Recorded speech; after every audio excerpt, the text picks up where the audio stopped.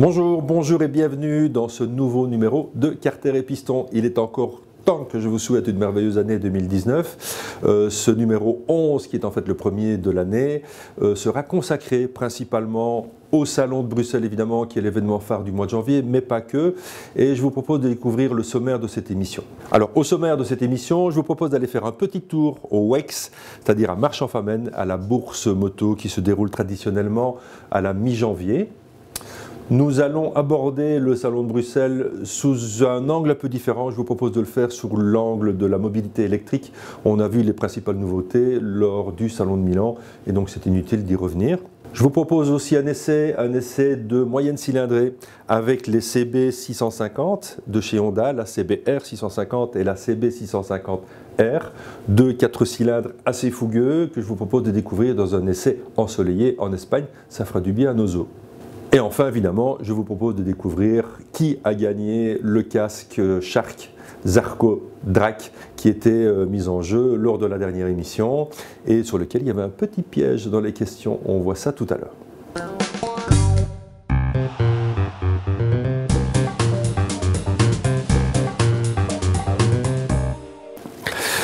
Je vous propose une nouvelle rubrique qui est une rubrique actu, sans être au courant de tout évidemment. On va prendre un peu le pouls de la planète moto et voir un peu ce qui s'est passé ou ce qui se passera évidemment dans les prochaines semaines. Bon, le trial, vous savez que j'aime ça, que ce soit le trial moderne ou le trial à l'ancienne que j'aime encore mieux.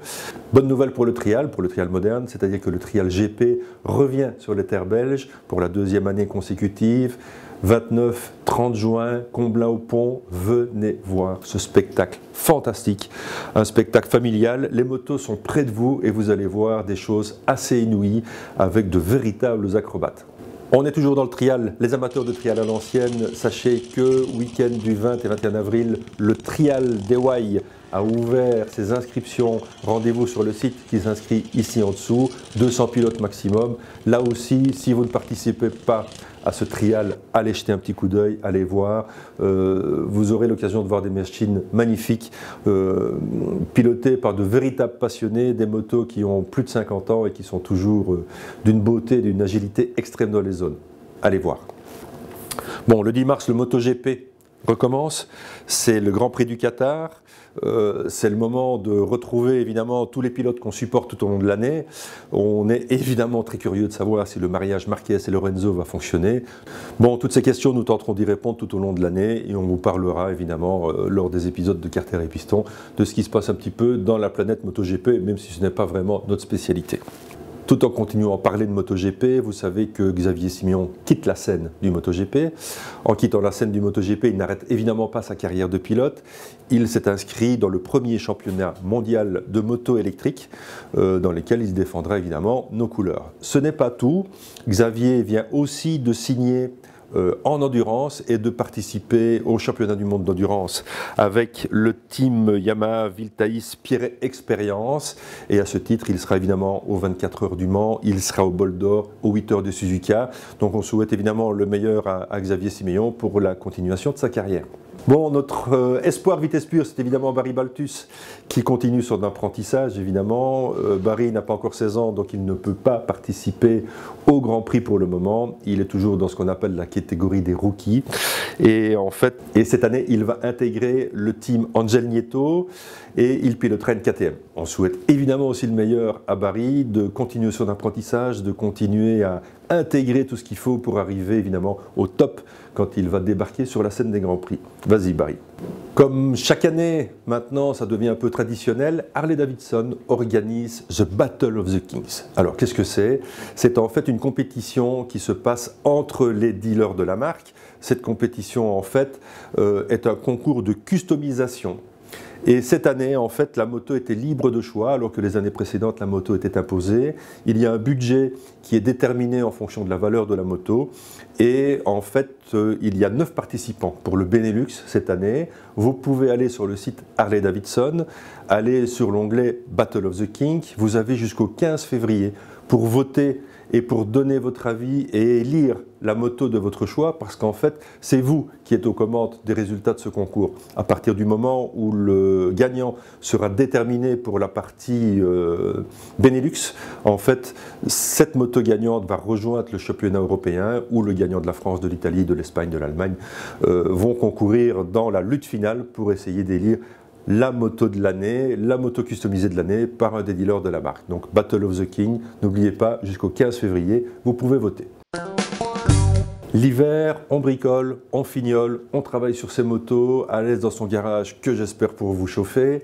On essaye de mettre au point et au mieux les motos ou la moto qui va nous accompagner pendant nos sorties, qu'elles soient sur route ou en off-road pendant l'année 2019. Et parfois, bien, il manque une petite pièce à gauche et à droite et les bourses sont là pour ça. Et donc, je vous propose d'aller découvrir la bourse de Marchand-Famenne qui a lieu traditionnellement mi-janvier au WEX et qui est un peu l'endroit où tout le monde se retrouve après les fêtes. Tiens, salut, comment tu vas? Et petit endroit super convivial, je vous y emmène.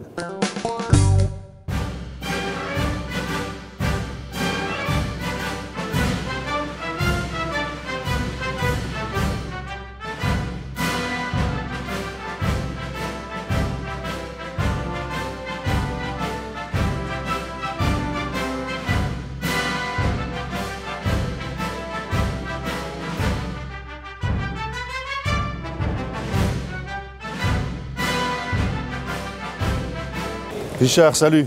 Incroyable de te trouver ici. Eh ben oui, comme quoi tout arrive. Hein, Exactement. Donc en fait, comme tu m'avais vu à Francorchamps avec une vieille Trial, Oui. Ici j'ai racheté une Fotic que j'essaie de remettre en ordre. Donc voilà, je viens Une de Quad voir, 240. Oui, une 240. Enfin, une CN300 exactement. C'est une des premières avec le mono-amortisseur. Mais c'est le moteur 240. Ah ouais. Et toi, tu viens essayer de trouver les bonnes petites pièces. Je regarde un petit peu, donc il me manque quelques pièces et puis je me dis on ne sait jamais. Ouais, tout à fait. C'est une occasion de sortie aussi. Ah, exactement. Bon, ben écoute, bon chinage. Merci. Et bon dimanche. À bientôt, aussi, Richard. salut, Merci. Hein. Ciao. Roland Georges, bonjour. Bonjour. Tu es un des organisateurs de cette foire ici de Marchand-Famenne qui a lieu au WEX. Oui. C'est la 40e édition. Nous sommes à la 20e édition maintenant. Bon, moi je suis ce mouvement depuis pas mal d'années aussi, ça m'a toujours intéressé, j'aime bien, on chine, il y a une bonne ambiance, on voit souvent les mêmes têtes. Est-ce que sur une vingtaine d'années, tu as trouvé un mouvement différent? Est-ce que ça a évolué dans un sens ou dans un autre? Depuis une vingtaine d'années, eh bien, nous nous étions limités aux motos avant 1960. D'accord. Voilà. Nous n'avions que des exposants qui nous proposaient que de la pièce pour des motos de ces années-là. Et maintenant, 20 ans après, il faut bien reconnaître que les motos, les personnes ont changé. Et que, mais il y a un glissement en fait. Voilà. Il y a un glissement des collectionneurs. Donc d'abord, les motos d'avant 60 ou des années 60 deviennent très chères, un peu plus rares et un peu inaccessibles. Et donc forcément, maintenant, les jeunes, ils veulent retrouver la moto de leurs 20 ans, mais c'est peut-être des motos des années 85-90. En fait. Voilà, c'est exactement ça. Oui. Alors, bon, on sait que les taux d'intérêt dans les banques ne sont pas très élevés. Qu'est-ce que tu penses du concept de se dire, tiens, j'investis un petit peu dans de la moto de collection? Alors, je ne suis vraiment pas de ce monde-là, non. Investir dans la moto de collection, pour moi, la moto de collection, c'est une moto qui doit être sur la route. C'est une moto avec laquelle je dois me faire plaisir. Maintenant, bien entendu, il faut bien se dire que restaurer une moto, c'est de l'argent. Donc, il faut quand même que l'argent que l'on met dans la restauration de la moto, si vous espérez la revendre par la suite, il faut pouvoir récupérer l'argent, bien entendu. Oui, tout à fait. Sur une journée comme ceci, tu accueilles combien de visiteurs? Plus de 2000 visiteurs, oui. Donc il y a quand même un vrai engouement parce que bon, la journée n'est pas propice à la balade. Voilà. On est début janvier, il fait très mauvais dehors et je m'aperçois quand même qu'il est 11h du matin, il y a 1h30 que la bourse est ouverte. C'est rempli. C'est blindé. Oui, c'est incroyable, vraiment. Et tes exposants sont fidèles? Ah oui, nous avons des exposants qui sont là depuis la première heure, et qui nous aident et qui nous soutiennent chaque année. Parce que, bien entendu, sans les exposants, il n'y a pas de bourse. Forcément. Oui. Et vous avez d'autres activités dans l'année? Eh bien, nous organisons aussi 2 balades. Oui. Une balade au mois de mai. Elle se déroulera le 12 mai prochain. Et une balade en septembre. D'accord. Oui. Et est-ce qu'on peut retrouver ces informations-là quelque part? Sur notre site, qui est sur notre page Facebook et sur notre Qui est le nom de la page? MRFA. D'accord. Et sur notre site www.mrfa.be. D'accord. Oui. Bon, c'est quand même une belle date, c'est le 20e anniversaire. Ah oui, c'est un grand moment pour nous, c'est une grande journée, oui, oui. Écoute, j'espère qu'on sera encore là pour fêter le 40e. Hein, dans 20 ans. Mais j'espère, je vous y invite. Je vous y invite. Merci beaucoup. À vous. Et merci de m'avoir accueilli, c'est vraiment une belle manifestation. Merci aussi. Tous les constructeurs se réengouffrent dans la brèche des moyennes cylindrées. Il y a de bonnes raisons pour ça. Ces motos sont moins chères, elles sont plus facilement accessibles, moins puissantes et plus faciles à dompter que les grosses cylindrées. Elles sont moins gourmandes en carburant, elles sont plus maniables et donc de ce fait, elles participent aussi à leur intégration dans nos villes et dans les circulations urbaines. Alors je vous propose de découvrir deux moyennes cylindrées, les deux nouvelles Honda CB, la CBR 650 et la CBR 650R à vocation un peu plus sportive. Je vous propose de découvrir cet essai par un angle un peu différent qui est celui en fait de la vie d'un journaliste moto. Comment se passe un essai quand nous sommes à l'étranger et qu'on part pour essayer des motos, peu importe la marque, en général le scénario est toujours le même. Je vous emmène en Espagne. Donc pour vous parler de ces deux Honda CBR 650 et CB 650R, je vais un peu aborder comment se passe une journée d'un journaliste moto. Ça démarre en général comme ceci. Le matin devant l'hôtel, eh bien, les motos sont alignées, attendent les journalistes qui sont répartis en groupes et puis on prend la route directement. On prend la route avec les machines, on prend un rythme qui en général est assez soutenu d'entrée de jeu. On a des ouvreurs qui roulent devant, qui connaissent évidemment parfaitement la route, qui étaient connus et reconnus. Et puis très vite, après même pas une demi-heure de route, on arrive au premier stop photo, où là, les équipes vidéo et les équipes photo sont d'une part dans les coffres de voiture. On se plie à cet exercice qui est un peu exigeant au début pour ceux qui ne l'ont jamais fait, c'est-à-dire qu'on roule derrière la voiture très très près, on roule entre 1 et 2 mètres derrière le véhicule, ce qui permet en général d'obtenir des images comme ceci. Des images assez impressionnantes qui sont des images très dynamiques et qui mettent bien la moto en valeur. On reprend la route pour un temps en général assez court, on va s'arrêter pour boire une tasse de café quelque part et on va continuer ainsi notre chemin sur les 200-250 km qui sont prévus au programme de la journée jusqu'au stop photo suivant. Et là, d'autres équipes vidéo nous attendent et on fait des images de drone, on fait de nouveau des prises de vue qui nous permettent d'illustrer les articles et qui nous permettent évidemment de commenter les motos essayées. On arrive au stop de midi et là, bien de nouveau, on ne s'arrête pas vraiment. Dernière portion de route extraordinaire, on s'est vraiment bien amusé. Je livrerai toutes mes impressions tout à l'heure, mais voilà, une CBR 650R qui répond aux attentes. C'est une vraie Honda. On en fera le tour évidemment tout à l'heure. Là, on est au lunch. On va changer de moto. On va prendre la CBR cet après-midi, c'est-à-dire la Neo Rétro. Et là, comme vous le voyez, derrière moi, ça s'affaire. On fait les pleins des motos. On vérifie si tout est en ordre pour repartir. Donc maintenant, on va aller casser la croûte après s'être un peu fait plaisir sur les petites routes espagnoles. A tout de suite. Voilà, finalement, temps de midi relativement court. On en profite évidemment pour tourner quelques séquences et tous les journalistes sont à la même enseigne. Donc on prend un quart d'heure, 20 minutes pour manger. Les motos sont de nouveau préparées pour la reprise de la route l'après-midi sur un scénario qui globalement va se passer de manière relativement similaire à ce qui s'est passé le matin. C'est-à-dire qu'on va de nouveau être rythmé par des arrêts, par des stops photos, par des stops vidéo, une petite tasse de café si on a le temps. On n'aura même pas pris le temps de le faire l'après-midi. Et de fil en aiguille, en fait, les kilomètres s'enchaînent et ça nous permet aussi de varier les rythmes. Et donc le fait d'avoir plusieurs conditions de roulage nous permet évidemment de tester les qualités routières, dynamiques des machines essayées. Alors bon, bien...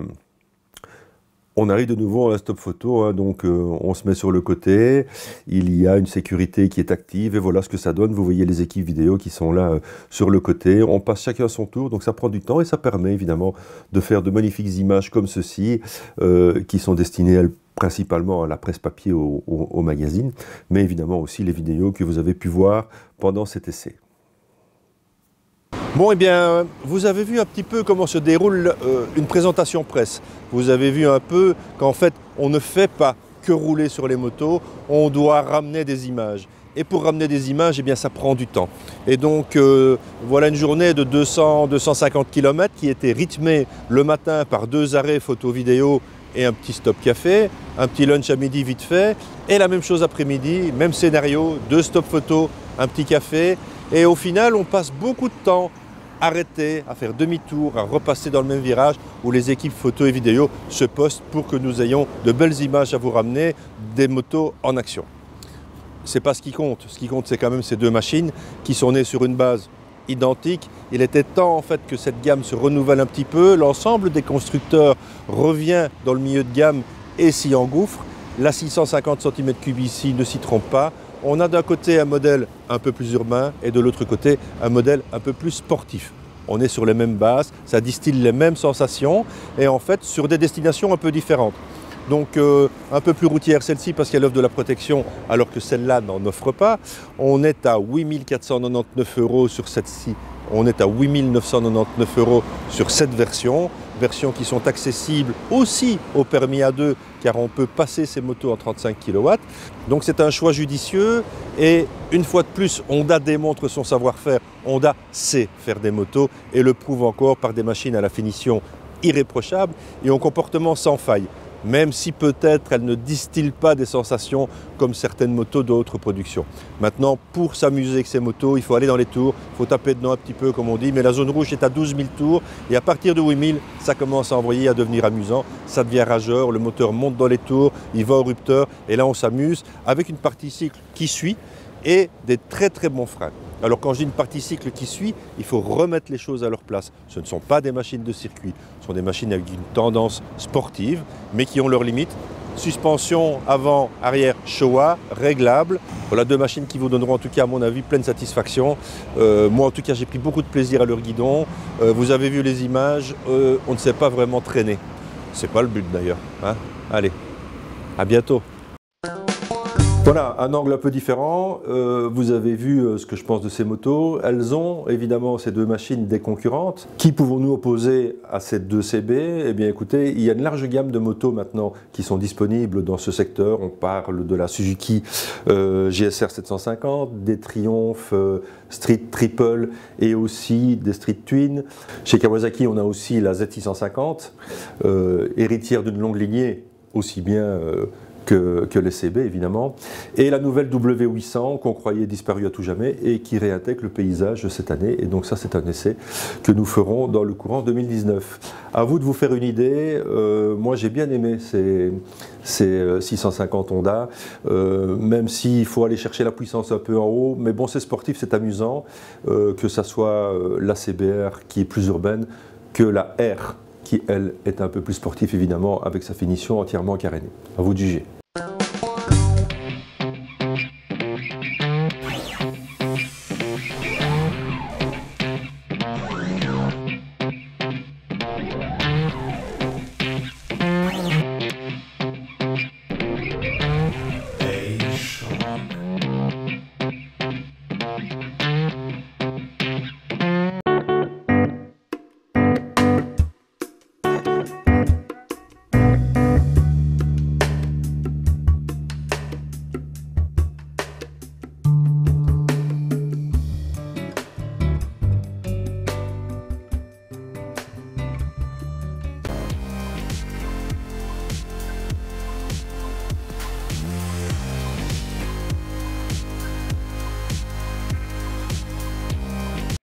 A-Shock. Protection inside. Bon, ben, en parlant de choix, moi je vous propose d'aller faire un petit tour au salon. Là, évidemment, le choix, on l'a.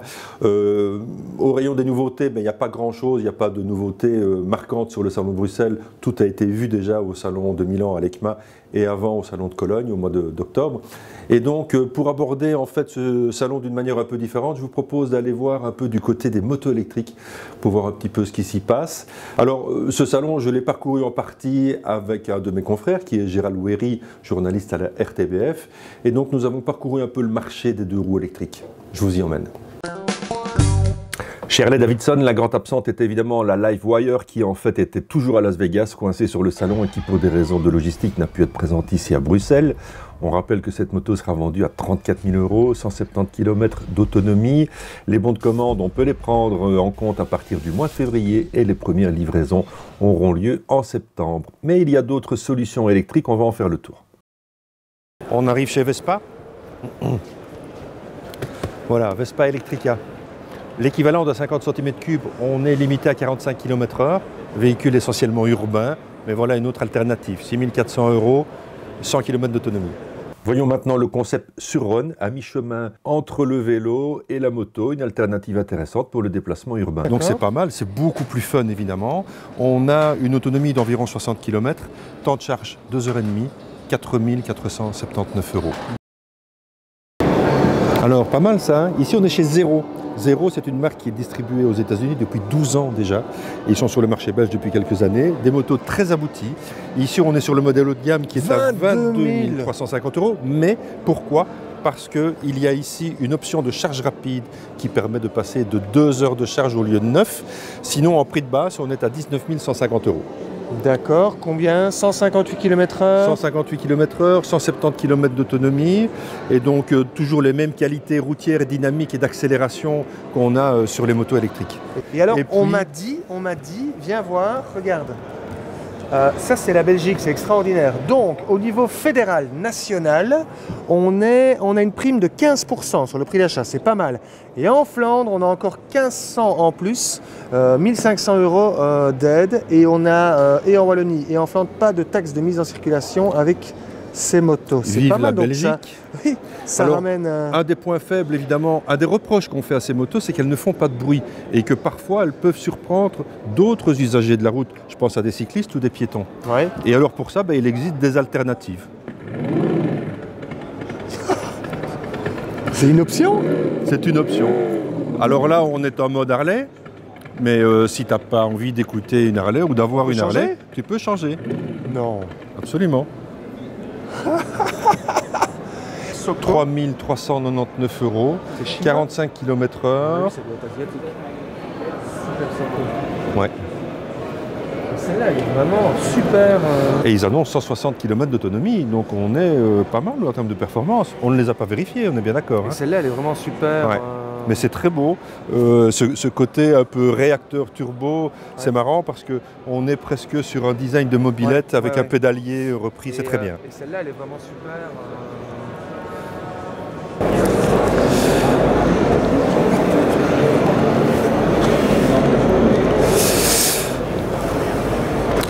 Alors voilà, scooter électrique, BMW, 14 899 €. Lui, il est déjà un peu éprouvé, il y a quelques années qu'on l'a présenté. Oui, exactement. Ça marche bien. Ouais, ça marche bien, c'est efficace. À côté de ça, voilà, on est pratiquement à 15 000 € pour un scooter. On est à 160 km d'autonomie.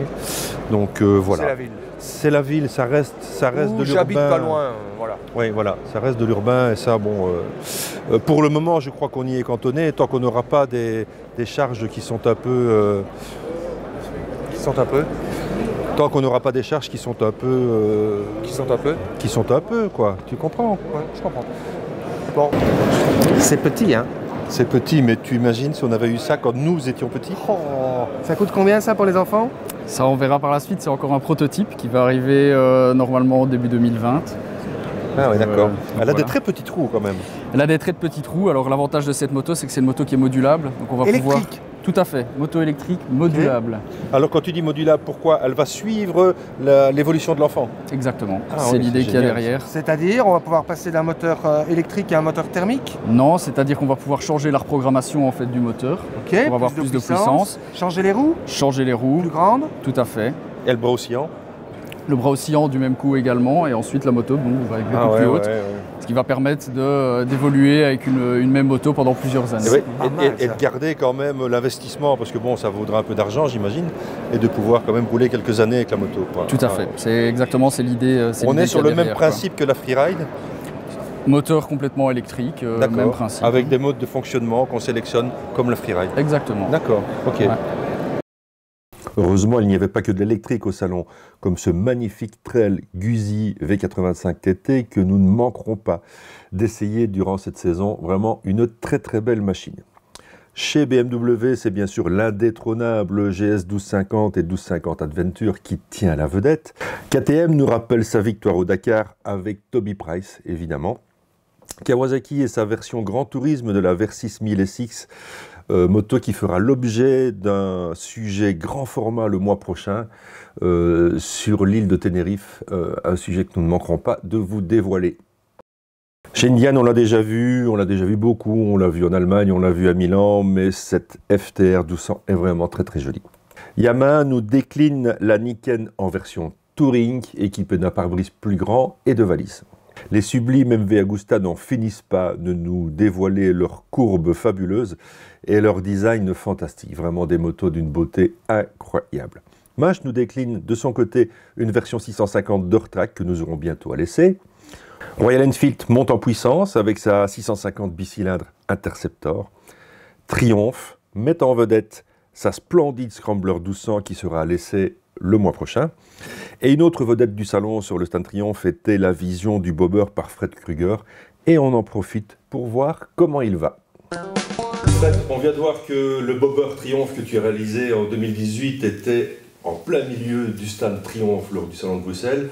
Beaucoup de succès pour le salon, mais beaucoup de succès aussi autour de cette réalisation qui, une fois de plus, est somptueuse. Mais je ne vais pas te faire de la fausse pub. Tout le monde sait qu'on est assez potes, mais néanmoins, ça reste quand même quelque chose d'extraordinaire. Sans dévoiler de grands secrets, je crois que Triumph a renouvelé sa confiance en toi pour 2019, pour d'autres projets. Sans trop lever le voile, tu peux nous en dire quoi? Oui, effectivement, je suis très heureux que Triumph prolonge le partenariat 2018. C'est avec beaucoup de plaisir que je vais pouvoir travailler sur le nouveau Scrambler 1200 XE, qui est une vraiment des motos qui sera réellement intéressante cette année, je pense. Ok. Et tu vas partir dans quelle direction avec les transformations? Tu fais quoi, une transformation totale dans le même genre que le bobber? Non, ce sera plus épisodique. Donc je vais communiquer dessus, je vais dire une fois par mois par exemple. Ouais. Un week-end je fabriquerai un échappement, un week-end je modifierai le guidon, un week-end je vais changer les jantes. L'idée étant de partir dans une moto légèrement plus dynamique, plutôt dans un esprit de track. Donc elle sera un petit peu plus compacte, un peu plus courte, plus basse. Et ça me permettra d'avoir quelque chose qui reste très agréable à utiliser sur route et éventuellement de faire une petite course en cendrée ou autre, si l'occasion se présente. Oui, parce qu'en fait, je crois que tu as une actualité et un emploi du temps bien chargé parce qu'on est ici autour d'une réalisation sur laquelle tu communiques de temps en temps sur Facebook, qui n'est pas un projet 2 roues, mais un projet 4 roues. C'est un projet d'une ampleur terrible parce que je crois qu'il y a 1 an et demi peut-être déjà que tu travailles dessus. Oui, il y a pratiquement 2 ans. Pratiquement 2 ans, et on est encore pratiquement devant une année de travail pour la terminer. Tu peux lever un peu le voile? Oui, l'idée principale étant de réinterpréter les véhicules de course des années 30, donc ce qu'on a communément appelé les premières Formule 1, mais dans un style plus rétro-futuristique. D'accord. Et on est quoi sur une base moteur Ce sera une très grosse motorisation, donc c'est un moteur Bentley 6 litres biturbo, boîte 6 crabot séquentiel. Et on va avoisiner les 750 chevaux pour 1000 Nm et 1250 kg. Donc effectivement, le but est de faire un véhicule vraiment d'exception, très esthétique, mais je pense qu'on pourra dire qu'il sera aussi performant. Ouais. En fait, à part le moteur évidemment, mais sinon tu as construit cette voiture de A à Z. De A à Z, oui, fabrication du châssis, des trains roulants, toute la carrosserie, vraiment l'entièreté de la réalisation du véhicule, si ce n'est le moteur et la boîte de vitesse. C'est ça, oui. On se réjouit évidemment de pouvoir la découvrir quand elle sera terminée. Ici, on en voit des petits morceaux. Moi, je peux déjà vous dire, en tout cas, que c'est quelque chose d'exceptionnel parce que ne fût-ce que la carrosserie, les ajustements, ce qu'on peut déjà en voir maintenant, sans être grossier, moi, ça me laisse un peu sur le cul. Mais le salon, c'est aussi du monde et du monde. Simon, bonjour. Bonjour. Tu nous proposes un nouveau concept qui est un concept qui va dans le sens de la sécurité. Alors qu'est-ce que c'est? En fait, c'est un sticker qui existe en 2 exemplaires, à coller de part et d'autre des casques de 2 roues et qui reprend un QR code. Sur ce QR code, en fait, on a toute une fiche personnelle de la personne. Donc, on a une fiche médicale, son nom, son prénom, on peut y ajouter une photo, on peut avoir... J'imagine ses allergies, les choses, enfin tout un dossier médical. Voilà, tout un dossier médical. Et en un simple scan avec un smartphone connecté, on arrive sur cette fiche. Les services de secours sont au courant de l'existence du produit? Ils commencent à l'être de plus en plus. D'accord, on y travaille. Et ça coûte combien? Ça coûte 19,90 €, le combi de 2. Une fois? Une fois, sans abonnement. Ah oui, d'accord, ok, parfait. Donc c'est pas mal. Et on a la possibilité de retourner sur sa partie privée pour mettre à jour ces données. Bien sûr, c'est quelque chose qu'on peut faire. Tout à fait. Tout ceci est totalement éditable. Donc, à partir d'un identifiant et d'un mot de passe, on accède à sa fiche et on l'édite à souhait. Sécurité pour le motard. Super. Je laisserai le mot de la fin à la future génération de motards que j'ai déjà surpris en train de rêver sur quoi ils rouleront quand ils seront grands. Bon, allez, courage. Plus de 15 ou 20 ans à attendre avant de monter sur les superbes machines que vous avez déjà tenté de dompter ici au salon. Et enfin, bien sûr, un salon, ça se termine toujours par un concert de klaxons et évidemment un gros burn, histoire de dire on a terminé, c'est fini, le salon, 10 jours de folie, 10 jours de monde, 10 jours d'ambiance et 10 jours de moto.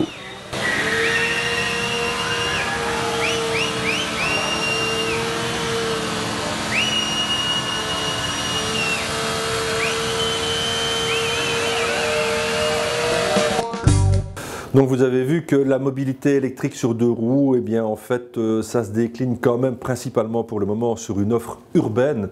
On n'a pas encore de véhicules qui nous permettent d'envisager de faire de très longs déplacements hors des cités.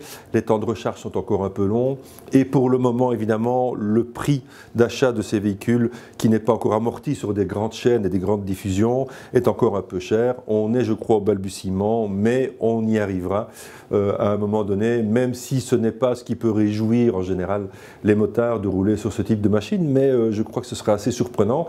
Pour avoir essayé quelques motos, je peux vous dire que les sensations sont totalement différentes de ce qu'on a avec un moteur thermique. En termes d'accélération, ça accélère beaucoup mieux qu'un moteur thermique parce qu'on a un couple maximum dès l'ouverture des gaz. C'est assez surprenant, même sur une moto entre guillemets de petite cylindrée, puisqu'on ne parle plus ici de cylindrée, mais c'est assez étonnant et ça change un peu la perception des choses. Bien sûr, on n'a plus le bruit, mais on trouvera certainement le plaisir ailleurs.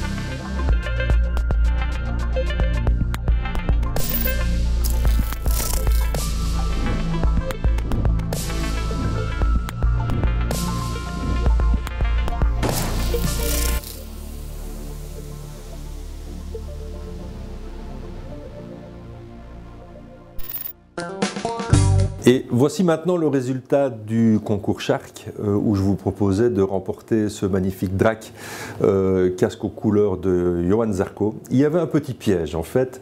Je vous demandais, la première question c'était où était situé le siège de Shark, il est situé à Marseille.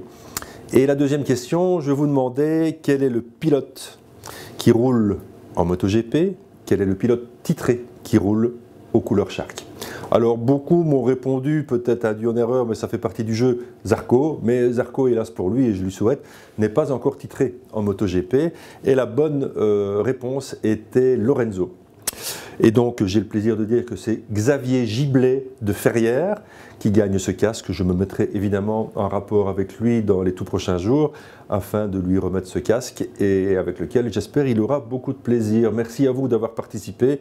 Vous avez été, je crois, juste en dessous de 200 à répondre, donc je trouve ça très bien. Merci, continuez. On fera d'autres concours pendant l'année, toujours richement dotés, et votre participation fait toujours plaisir parce qu'on voit que vous êtes impliqués et ça c'est vraiment top. Merci. Nous voilà déjà au terme de cette première émission du mois de janvier, le Carter et Piston numéro 11. Je peux déjà vous dire que la saison 2019 va être riche parce qu'en fait je vous propose des choses passionnantes, amusantes, aussi des intervenants, des gens qui vont venir discuter, parler de moto avec nous et aussi on aura un côté féminin cette année parce que je m'aperçois que de plus en plus les filles s'intéressent à la moto, c'est une excellente chose. J'ai entendu lors du salon et de certaines interviews qu'en fait Fedemot avait l'année dernière sur 900 inscrits à des formations, il y a 60% de femmes. Donc c'est un excellent signe en tout cas pour le marché de la moto et c'est un excellent signe aussi pour partager la route avec nos compagnes ou nos copines. Donc voilà, le printemps va bientôt arriver, encore un peu de patience. En général, avant le début mars, c'est toujours un peu compliqué. Je vous souhaite de bien préparer vos motos. Je vous donnerai quelques conseils pour les remettre en marche le mois prochain. D'ici là, gaffe sur la route. J'avais dessiné sur le side son doux visage qui me souriait.